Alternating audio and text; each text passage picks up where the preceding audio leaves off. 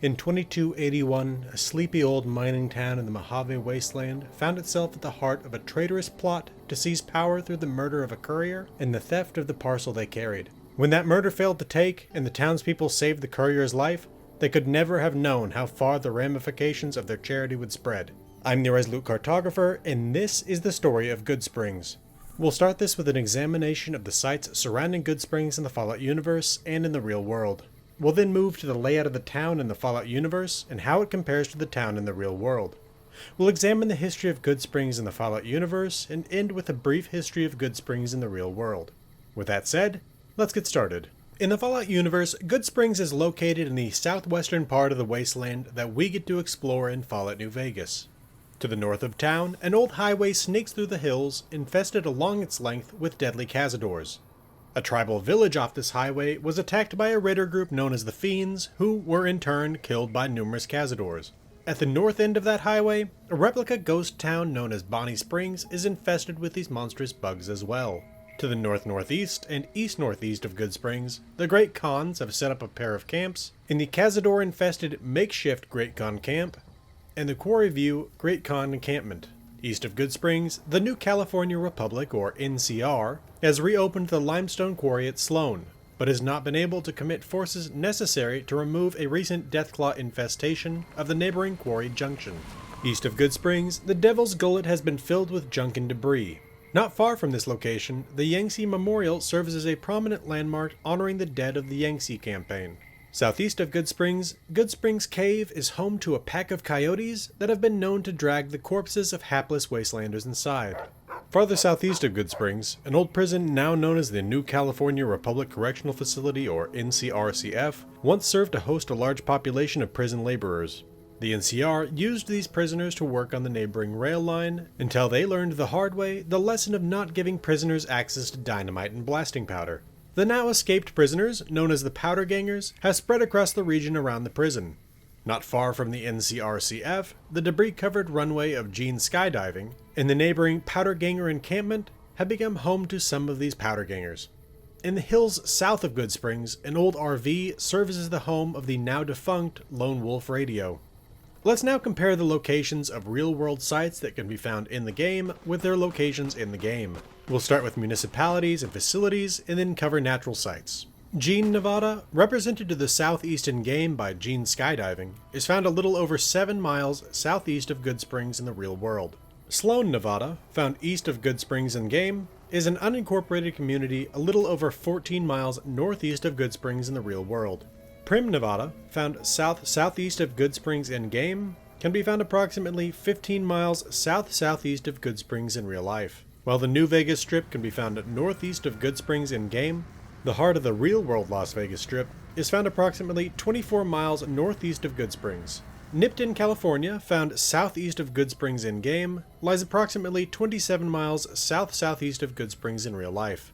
Bonnie Springs, found north of Goodsprings in game, is a representation of an Old West Village replica built in the 1970s at Bonnie Spring Ranch, which lies approximately 16 miles north of Goodsprings in the real world.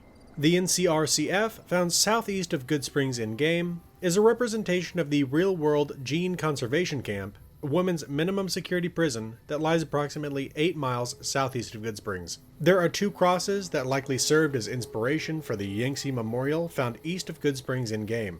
These are the Mojave Cross, found 36 miles south-southwest of Goodsprings in real life, and the Mount Soledad Cross, found approximately 231 miles south-southwest of Goodsprings in San Diego. The Devil's Gullet, also found east of Goodsprings in game, is likely a representation of the Devil's Hole, a narrow vertical cave entrance with a pool at the bottom, found approximately 63 miles northwest of Goodsprings in the real world. With the sites around Goodsprings covered, let's consider the layout of the town itself. In the real world, Goodsprings lies in a small valley between a high western ridge and a pair of lower ridges to the south and the east. It's laid out on a grid, with the east to west axis of the town being longer than the north to south. It sits on Nevada 161, approximately 7 miles off Interstate 15. In the Fallout universe, Goodsprings is laid out on a cross, with the east to west axis also connected to Highway 161. Other than that, there are 5 other features of the town found both in-game and in the real world. First, the Pioneer Saloon. Called the Prospector Saloon in-game, the real-world version of the saloon is the oldest saloon in Nevada. At over 100 years old in the real world, this structure is the most recognizable landmark of Goodsprings. It is neighbored by a general store, both of which can be found in-game, although, in-game, the saloon part of the sign has been covered with mismatched lights to draw the eye. Third, the Goodsprings School is also a feature of both Goodsprings in-game and out. It was built in 1913 and is on the National Register of Historic Places. Fourth, the Goodsprings Cemetery is found both in-game and in the real world. But in the real world, it's outside town to the southeast, while in-game, it's outside town to the northeast. Lastly, the Goodsprings water source can be found both in-game and in the real world. While the water source is 3 separate wells outside of town to the south-southeast in-game, it can be found on the southern edge of town in the real world. Alright, comparisons aside, let's get to the composition of Goodsprings in the Fallout universe as it's represented in Fallout New Vegas. Goodsprings is host to 18 homes, of which 6 are occupied, 6 are abandoned, and 6 have collapsed. There are 2 RVs, a school, a saloon, a general store, a Poseidon energy station, a graveyard, 3 water sources, a water tower, 2 water tanks, and a Mojave Express drop box. There are also a few small plots of farmland, bighorner pens, and a shooting range. With the composition of the town covered, let's move on to the history of Goodsprings in the Fallout universe. Much of the history of Goodsprings in the Fallout universe before the arrival of the courier has been lost to time, but I believe that we can say that both in-game and in the real world that they have similar origins. If this is the case, Goodsprings was brought into being around 1868 when miners were drawn to the area by silver deposits. One of these miners, Joseph Good, decided to stay in the area and gave the local springs his name.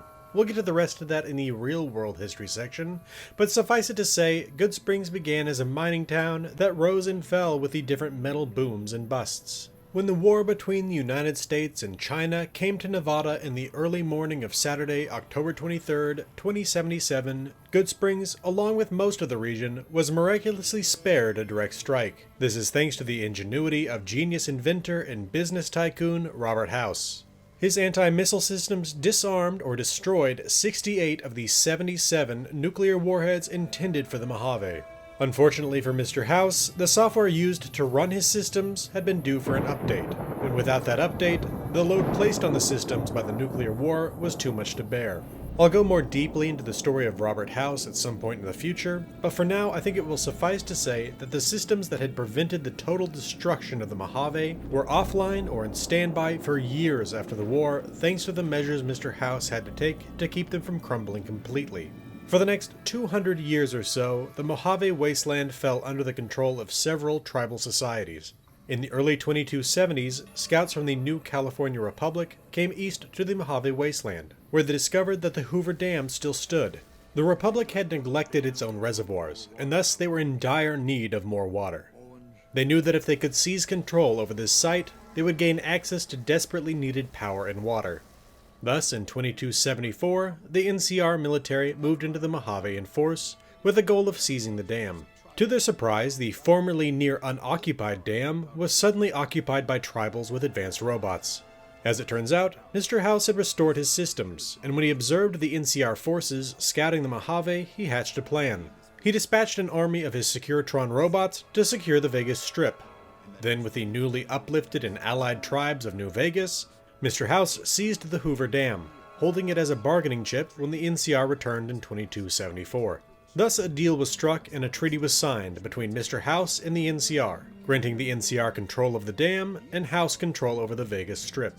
Along with this, the NCR would get 95% of the generated power from the Hoover Dam and 95% of the water from Lake Mead, while the Strip would retain 5% of each. The NCR began to settle the Mojave, with trade caravans establishing a presence and soldiers guarding the roads. This setup held until 3 years later when Caesar's Legion arrived at Hoover Dam.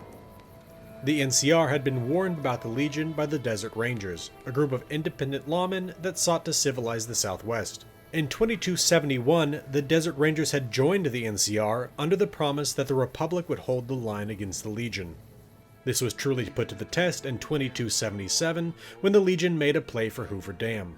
Though the Legion was badly beaten in this confrontation, the NCR fared poorly as well. Over the coming years, the Legion rebuilt, the NCR reinforced, and Mr. House plotted. It was into this environment in 2281 that 6 couriers for the Mojave Express entered the region, bound for Mr. House's seat of power, the Lucky 38 Casino, each bearing a different item. On this delivery, Courier 6, soon to be known simply as the Courier, was captured by one of Mr. House's agents, Benny. Benny knew that the platinum chip carried by the courier was immensely important to his boss's plans, and thus he stole it to attempt to seize power for himself.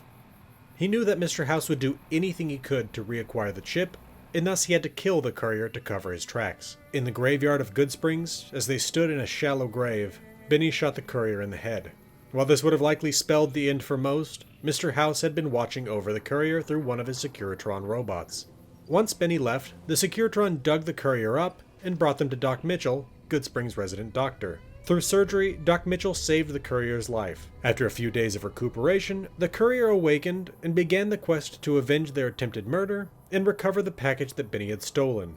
While that is a story for another day, we can talk about the nature of Goodsprings at the time and the story of the town as it relates to the courier.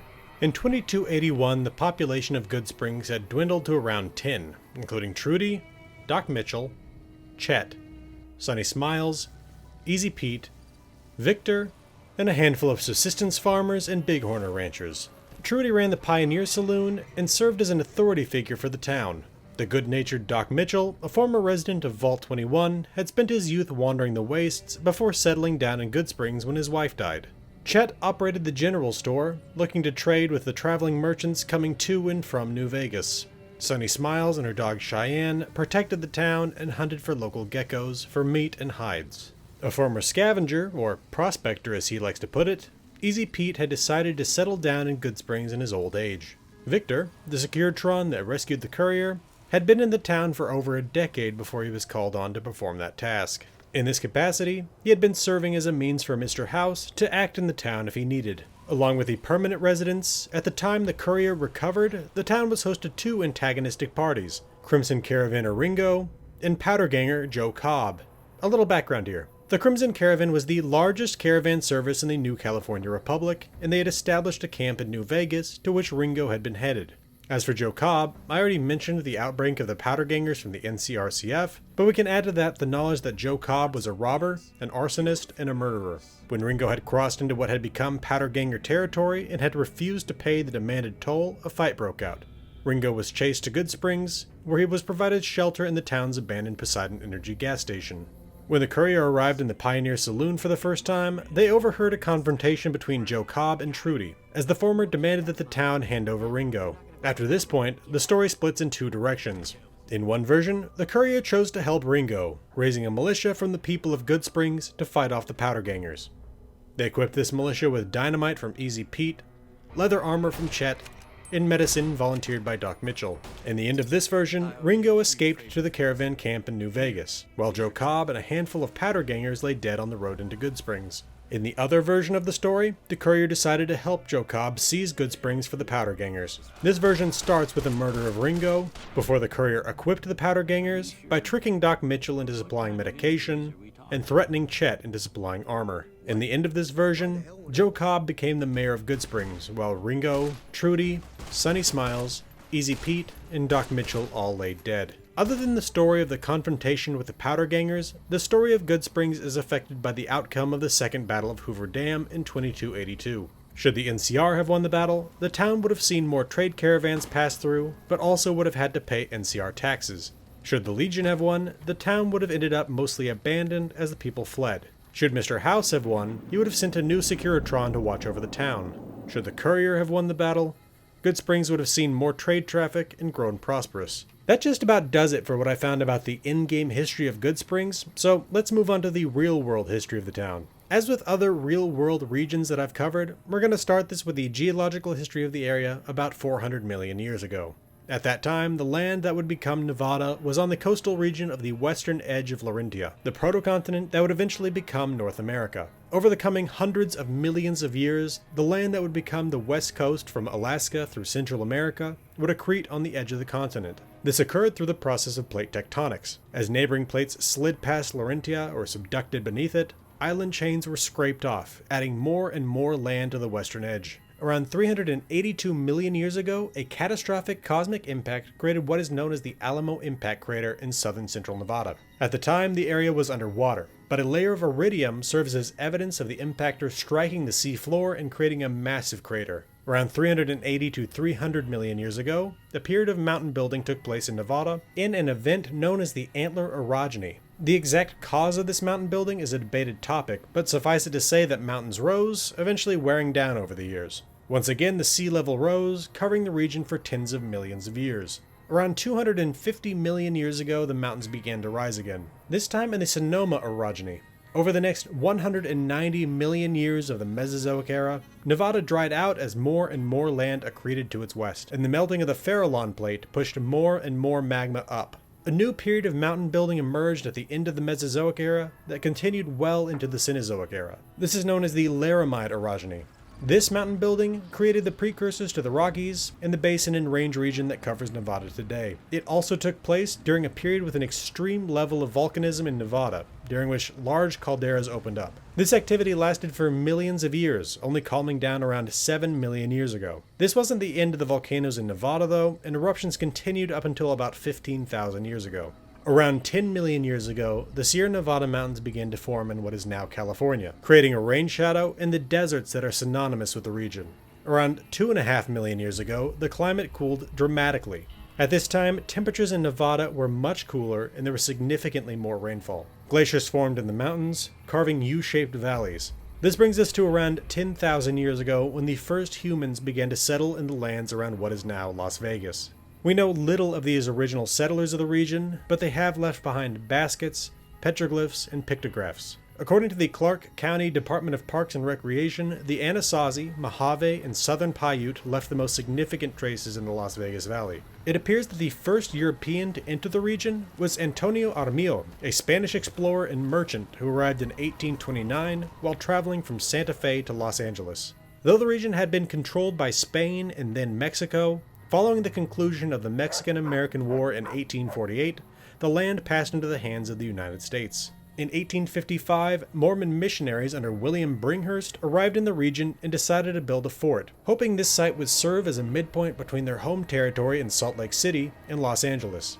They abandoned the site to return to Utah when the Mormons were confronted by the United States government in 1857. Nevertheless, the pioneers were there to stay, and the population of non-native settlers began to rise. In 1868, following the Civil War, several deposits of silver were discovered in the mountains near what is now Goodsprings, beginning a mining boom. One of these miners, Joseph Good, settled in the area, giving his name to the local springs. In 1886, a gold deposit was discovered in the area, drawing 200 new people to Goodsprings. In 1900, the town of Goodsprings was officially founded in Lincoln County, Nevada. In 1908, Clark County, Nevada was split from Lincoln County, Nevada, taking Goodsprings with it. In 1911, the Yellow Pine Mining Company built a narrow-gauge railroad between neighboring Jean and Goodsprings, allowing the ore to flow out to the smelters of Las Vegas with far greater ease. More and more mines opened, bringing zinc, lead, gold, silver, platinum, palladium, copper, vanadium, molybdenum, nickel, cobalt, and uranium out of the ground.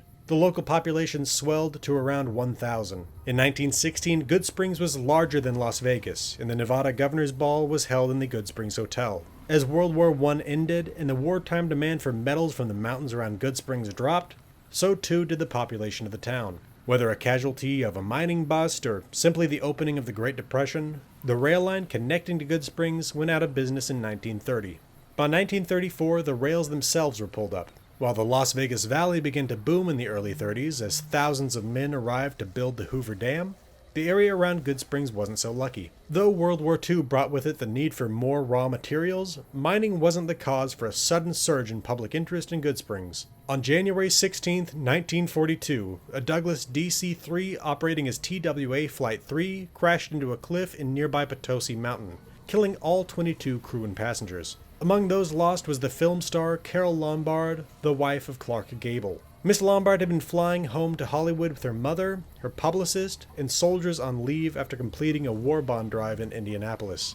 Clark Gable rushed to Goodsprings as the closest municipality to the suspected crash site, and he made the Goodsprings Saloon his headquarters during the search for the wreckage. In this time before helicopters, the search had to be commenced on horseback through chest-deep snow. When the wreckage was finally found, and Mr. Gable heard that scavengers were taking souvenirs from the site, he hired a crew to dynamite the cliffs above the wreck, burying most of it. In March 1943, the Jean Airport, also known as the Jean Sport Aviation Center, opened. It primarily serves as a hub for skydiving and ultralight aircraft. In the years after the war, mining around Goodsprings again declined, but a new industry was rising in the region. In 1947, Pabst Oasis opened in neighboring Jean. This hotel, casino, gas station was the first of a handful of gambling outfits to arrive. These casinos provided employment for the people of Goodsprings just 7 miles from town. In 1987, the Gold Strike Hotel and Gambling Hall opened in Jean. While Pabst Oasis closed the following year, 1988 also marked the birth of the Jean Conservation Camp, the real-world inspiration for the NCRCF. The following year, in 1989, Nevada Landing Hotel and Casino opened.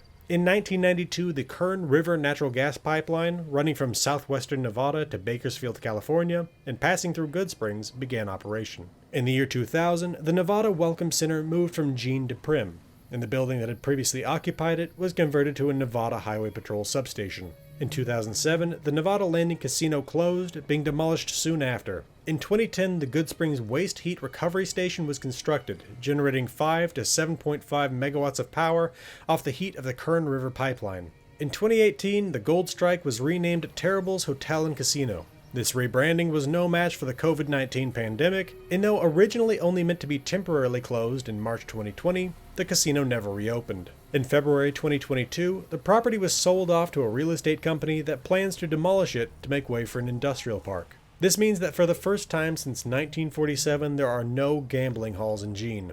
I don't know exactly how this affected the people of Goodsprings, but I can't imagine that it has helped, as these casinos seem to have been one of the larger employers of the citizens that live there. One can hope that they found employment in the Terrible's Roadhouse gas station across the highway from the former casino. Terrible's claims to be the world's largest Chevron gas station with 96 gas pumps, 60 restroom stalls, and a 50,000 square foot convenience store. Today, the Pioneer Saloon in Goodsprings is the oldest saloon in Nevada at 109 years old, drawing in tourists interested in the Old West, the crash of TWA Flight 3, and of course, Fallout New Vegas. Alright, that just about does it for the history of Goodsprings in the real world, but I've got a few things to say about this content before closing things out. First, a note about Bonnie Springs. The old West Town replica found in the real-world Bonnie Springs Ranch is being torn down to be replaced with a new residential development. Second, a note about the NCRCF's inspiration, the Jean Conservation Camp. According to the government site outlining the prison's purpose, the Jean Conservation Camp is a minimum security women's prison where the inmates clean up highways, complete conservation projects, and fight wildfires. Basically, they perform labor for the state, which is exactly what the NCR did with the inmates of the NCRCF. Third, a note about the crosses inspiring the Yangtze Memorial. First, the Mojave Cross is likely the inspiration for the monument being in the game, due to its location in the Mojave, while the Mount Soledad Cross in San Diego likely serves as an inspiration for the design of the memorial. Interestingly, both of these crosses faced legal battles from atheists in the late 1990s to the early 2000s as being representations of the state advocating for Christianity. There was even a period in the mid-2000s when the Mojave Cross was obscured by a box, the state of which has been captured in the grainy 2008 Google Maps Street View of the site. The legal battles over the crosses ended with a Supreme Court ruling that said that prohibition of the state establishing a religion didn't mean that religious symbols were illegal on public lands, and through the sale of the land on which the monuments sit to private groups. Fourth, Devil's Hole, the real-world inspiration for Devil's Gullet, is a really interesting natural formation. At the bottom of the hole section of Devil's Hole is a pool of water that is home to the entire wild population of the Devil's Hole pupfish. The water in the pool is a consistent 91 degrees Fahrenheit, about 33 degrees Celsius, and low in oxygen concentration. The pupfish have proven extremely difficult to propagate at other sites, but it seems that in 2021, an effort at the Ash Meadows Fish Conservation Facility finally paid off. Devil's Hole itself also contains a deep cave system that has yet to be fully mapped. Fifth, every time I look into the geological history of an area, I realize how infinitesimally small our time on Earth is. The point where I started that section 400 million years ago was 150 million years before the dinosaurs. There are entire mountain ranges that rose and fell and rose again. The continents ripped apart, crashed together, and ripped apart again. It is just crazy to compare the 10,000 or so years of human civilization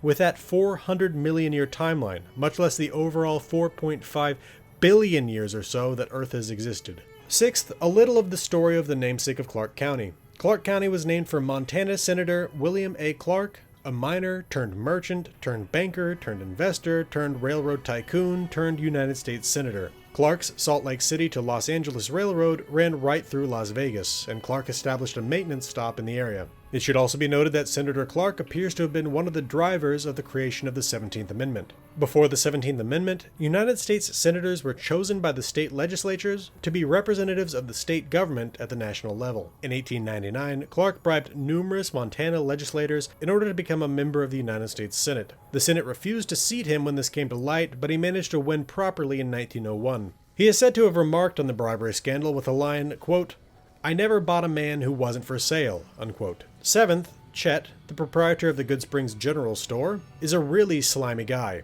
In the course of the distasteful work of exploring the Powderganger side of the battle for Goodsprings, I discovered that of the named residents of the town, Chet is the only one who doesn't die when the Powdergangers take over. He handed over gear when threatened, and then goes to work for the Powdergangers as his former neighbors lie dead outside.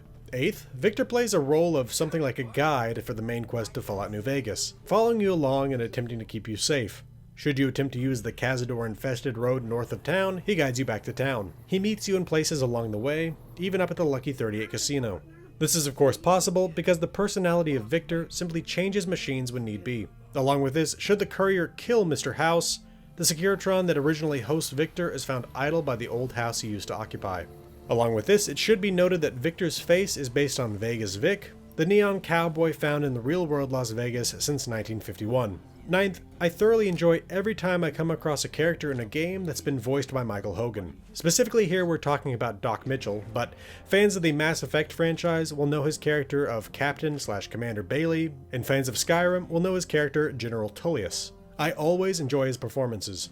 10th, there's a newspaper clipping that I found in the Lucky 38 with a story titled, quote, "Kind Doctor Murdered in Goodsprings, Town Citizens Shocked," unquote. There are no details attached to this story, but I figured I'd share it as it's connected to Goodsprings. 11th, it should be noted that Goodsprings serves as a tutorial town for Fallout New Vegas, with Sunny Smiles teaching the player how to shoot and survive, and Trudy introducing us to the state of the region, explaining the issues with the NCR and Caesar's Legion. 12th, I discovered while filming in the Goodsprings cemetery that there's a faint whispering that can be heard at times. Whether this is simply the wind or something more supernatural, I don't know. Lastly, I took a trip through the area back in 2017 with my then fiancé, now wife, and we captured a few shots of Goodsprings, Prim, the NCRCF, and the Hoover Dam at the time. Alright, well that should do it for the story of Goodsprings. If you want to receive notifications when I launch these lore videos, you can follow me on Twitter at GamingWithMaps. I've been streaming on YouTube when I can. I currently stream on Tuesday, Thursday, and Saturday afternoons, again when I have the time. So if you're interested, come check it out. I want to note that from now on, I'm going to be doing my absolute best to release a new lore video every other Friday. I've been trying to get out a video every weekday, and at times this absolutely kills my lore video production, so I'm refocusing my efforts. I'll still produce Surveil and other game series, but my main focus is lore. If you appreciate what I do here and you want to support the channel financially, you can become a patron with Patreon. I want to thank my patrons Mesothelioma, 76 of Texas, Jill AWS, Dark Malcontent of Metaverse Studios, Brian, and Real76 for their support. This has been the Irresolute Cartographer. Thanks for watching. I'll see you again next time.